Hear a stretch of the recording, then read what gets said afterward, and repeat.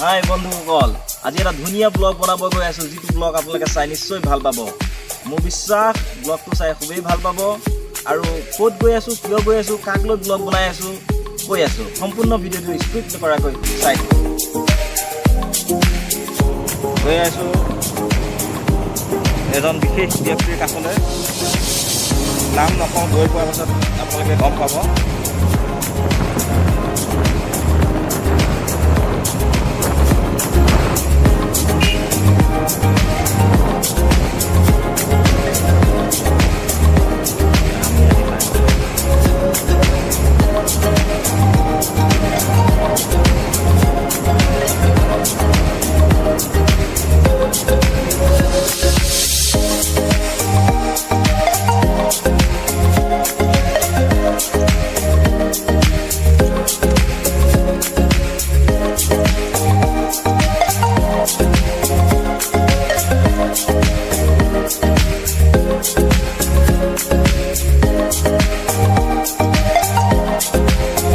আমি আহি পালোহি সেই জেগাত।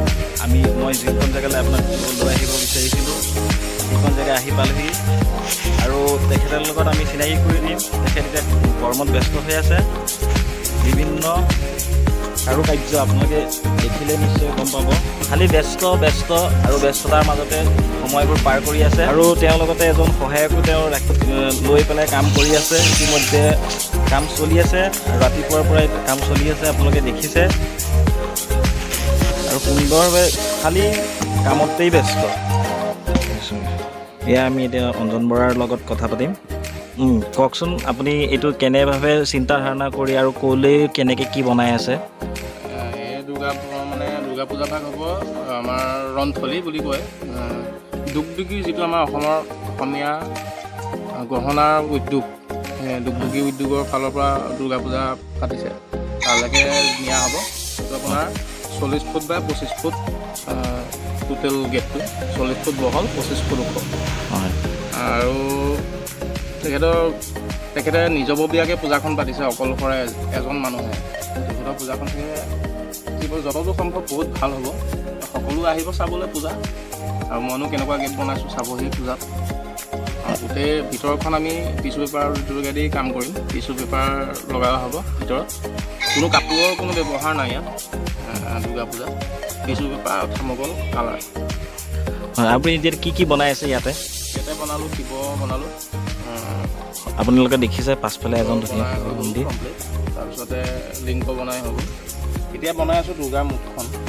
দুৰ্গা মুখখন মানে এতিয়ালৈকে ফিনিচিং দিব পৰা নাই, বৰষুণ ৰ'দ এনেকুৱা কথাৰ কাৰণে। আজি যতদূৰ সম্ভৱ ফিনিচিং হ'ব। কালাৰ কৰিব থাকিব যাব, মানে কাটিংটো হৈ যাব আজি। এইটো কাটিং কৰোঁতে কিমান সময় লাগে? এইটো এনেই একেৰাহে লাগি থাকিলে 2 দিনত হয় কাটিংটো। এতিয়া মই মানে অকলেও কৰি আছিলোঁ। আজিৰ পৰা মই ভাইটিটোক আনিছোঁ লগত। অকলে কৰি থকাৰ কাৰণে মোক মোটামুটি 4-5 দিনমান লাগিল এতিয়ালৈকে। আজি ফিনিচিংটো তেওঁ কৰিম, মানে আজি ফিনিচিং হ'ব কাটিংটো। এনেই গেটটো আপোনাৰ কিমান ফুট ওখ বা কিমান ফুট বহল এনেকুৱা কিবা? গেটটো বহল হ'ব 40 ফুট আৰু ওখ হ'ব 25 ফুট। 40-25 তাৰে 20 ফুট 25 ফুট হ'ব দুৰ্গামুখ আৰু 20 ফুট 25 ফুট হ'ব কৈলাশ। মানে তাত শিৱ বাবা থাকিব, সেইখিনি দেখাব লাগিব কৈলাশখন। সম্পূৰ্ণ এটা কৈলাশৰ মানে হেৰি দেখাব আপুনি চাগে? বাবাৰ এখন দেখাব ৰাইজে। হয়। আপোনাৰ এই চিন্তাধাৰণটো কেনেকৈ ক'ৰ পৰা আহিল? মই প্ৰথম তেখেতসকলে মোক মাতি পেলাই যেতিয়া কথা পাতিছিল, তেতিয়া তেখেতসকলক দুৰ্গামুখখনহে প্ৰয়োজন আছিলে। এই দুৰ্গামুখৰ লগতে কৈলাশৰ কনচেপ্টটো মই নিজে ক'লোঁ যে এনেকুৱা কৰক আৰু ভাল লাগিব। বোলে ঠিকে আছে কৰা তেতিয়া।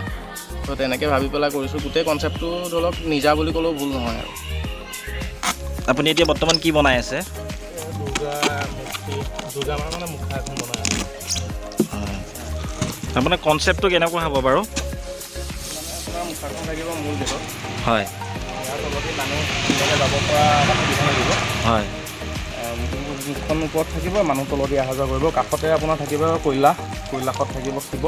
আৰু শিৱৰ মানে জটাৰ পৰা যি পানী ওলাব, এই পানী গৈ পেলাই লিংগত পৰিব। সেয়া লিংগ বনাই আছে। এই লিংগটো বনাওঁতে আপোনাৰ কিমান দিনমান লাগিছে বাৰু?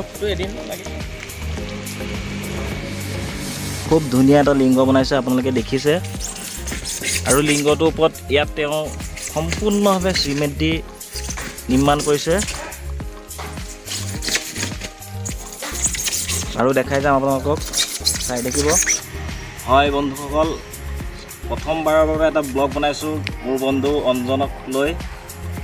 ইয়াৰ হাতখন খুবেই ধুনীয়া, এজন বিশ্বকৰ্মা বুলি ক'লেও মানে বেয়া নহ'ব। আপোনালোকক দেখাই থাকিম, ভিডিঅ'টো সম্পূৰ্ণভাৱে চাই থাকিব। আজি ইয়াৰ তেওঁ নিৰ্মাণস্থলী আছোঁ আৰু আমি সেই তেওঁ ক'ত গেটটো কেনেকৈ বনাবলৈ গৈছে, কি কৰিছে আৰু কেনেকৈ সম্পূৰ্ণ ভিডিঅ'টো আপোনালোকক দেখাম। গতিকে আপোনালোকে স্কিপ নকৰাকৈ চাই থাকিব। এয়া এটা ধুনীয়া শিৱৰ প্ৰতিমূৰ্তি, আপোনালোকে দেখিছে। তেওঁ নিজেই নিজৰ হাতে নিৰ্মাণ কৰিছে আৰু আমি তেওঁক সুধিবলৈ চেষ্টা কৰিম তেওঁ কেনেভাৱে নিৰ্মাণ কৰিলে। এইবিলাক নিৰ্মাণ কৰিবলৈ মোক আপোনাৰ প্ৰয়োজন আছে ধৰক এচলা সামগ্ৰী। হয়, এচলা সামগ্ৰীতে বনাইছোঁ। খালি ইয়াত জইনিং আছে এই জেগাখিনি। হাতকেইটা ফিটি উলিয়াই দিছোঁ। হয়, হাতডাল এই কিছুমান বস্তুহে মই ফিটি কৰিছোঁ, বাকীখিনি প্লেন এচলাতে কাটিং কৰা হৈছে। তাৰপিছত সেইখিনি বনাওঁতে মোক এইজন বনাওঁতে 2 দিন সময় লাগিছে। 2 দিনত কমপ্লিট হৈ গৈছে ন আপোনাৰ? চাওক কিমান ধুনীয়া প্ৰতিমূৰ্তি তেওঁ 2 দিনত সমাপ্ত কৰিছে। আৰু এই প্ৰতিমূৰ্তি গৈ চাগে আমাৰ গেটত লাগিব চাগে। তাতে কৈলাশ যি কৈলাশ হ'ব, কৈলাশ থাকিব, তেখেতে থাকিব। হয় হয় হয়। তেখেতৰ লগতে লিংগ। আপুনি এই নিৰ্মাণ কাৰ্য চলাই থকাত আপুনি কি কি সঁজুলি ব্যৱহাৰ কৰে, কেনেদৰে কৰে বা আপুনি? মোৰ সঁজুলি হিচাপে একমাত্ৰ এই চুৰিখনেই। লগতে ধৰক কেতিয়াবা কাটাৰ ইউজ কৰোঁ। তাৰপিছত চিৰিজ পেপাৰ। এই 3টা বস্তু দিয়ে মই প্ৰায় কাম কৰোঁ।